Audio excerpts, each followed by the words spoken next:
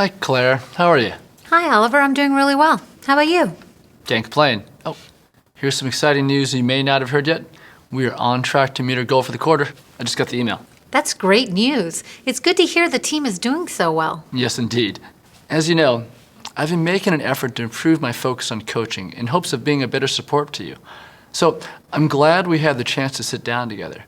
Now, I may have mentioned it before, but my goal for these meetings is to spend enough time to be productive, but not so much that it takes away from your valuable time with customers. Now, in total, it will be no more than 3 to 5 hours across the month. But the good news is, if we're successful in our meetings, the time you spend selling will be even more powerful. Now, to that end, the focus of this time is you. How are you growing professionally? What are you working on? And how can I help you build the behaviors that will lead to even greater sales success?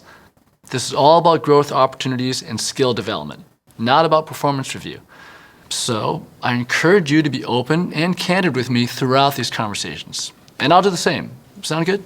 Yes, I understand and I appreciate the additional thought you've been putting into how to support me. But to be honest, I've been here for 7 years. And before this company, I was selling for Services Unlimited for 5 years. So I have a pretty good understanding of what it is I need to do. I just need more time to focus on getting it done. I think it would be a better use of our time if we dug into certain accounts instead of my abilities as a seller. Well, we'll be sure to address some of your accounts, but it won't be the sole topic of conversation. I know you've been here for several years now, many of which were spent working with other managers, and I'd be interested to hear about some of your coaching sessions with previous managers. What were you able to gain from those? Coaching has always been a good way for me to touch base with my manager. But truthfully, I feel like I always wish I could have the time back to work with customers instead of talking through what I'm doing wrong. When you say talking through what I'm doing wrong, could you tell me a bit more about what you mean by that? Well, I know you've said the focus isn't performance management, but with my previous managers, coaching sessions were in fact just mini performance check-ins. It's not that I mind getting feedback, but I'd rather not spend weekly meetings going through everything I'm struggling with if it's just going to come out in the next review anyway. I'd rather focus on current deals. I see. Well, I can definitively say that our coaching conversations will not be mini performance reviews.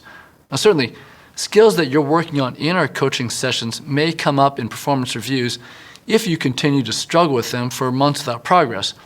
But in the short term, it's important to keep performance separate so you do have a chance to build new behaviors.